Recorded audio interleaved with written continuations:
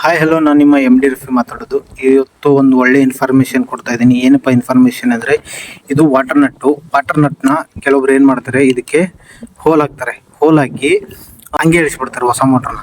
Bore ಒಳಗಡೆ ನೀರಿರುತ್ತೆ, ತುಂಬಿಕೊಳ್ಳುತ್ತೆ ಅಂತ. ಆ ಥರ ತಪ್ಪು ಮಾಡಬೇಡಿ, ಅದು ತಪ್ಪು. ಏಕಪ್ಪ ಅಂತಂದರೆ ಒಳಗಡೆ ಒಳ್ಳೆ ನೀರು ಇರುವುದಿಲ್ಲ. ಏನಾಗಿರುತ್ತಂದರೆ ಹಳ್ಳು ಮಣ್ಣು ಈ ಥರ ಎಲ್ಲ ಇರ್ತದೆ.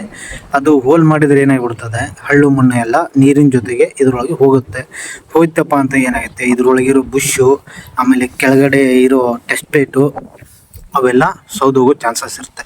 ಹಾಗಾಗಿ ನೀವೇನು ಮಾಡಬೇಕು, ಕಂಪಲ್ಸರಿ ಇದ್ರೊಳಗೆ ನೀರನ್ನ ಹಾಕಿಬಿಟ್ಟು, ಒಳ್ಳೆ ನೀರನ್ನ ಹಾಕಿ, ಅದಾದಮೇಲೆ ನೀರು ಬದಲು ನೀವು ಕೂಲೆಂಟ್ ಆಯಿಲ್ನಾದರೂ ಯೂಸ್ ಮಾಡ್ಬೋದು.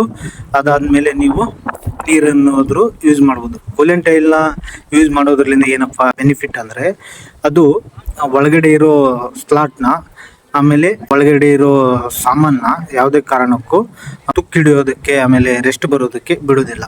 ಇದೇ ಇವತ್ತಿನ ಇನ್ಫಾರ್ಮೇಷನು. ಓಕೆ, ಇದೇ ಥರ ವೀಡಿಯೋಸ್ನ ನೋಡ್ತಾ ಇರಿ. Okay, thanks.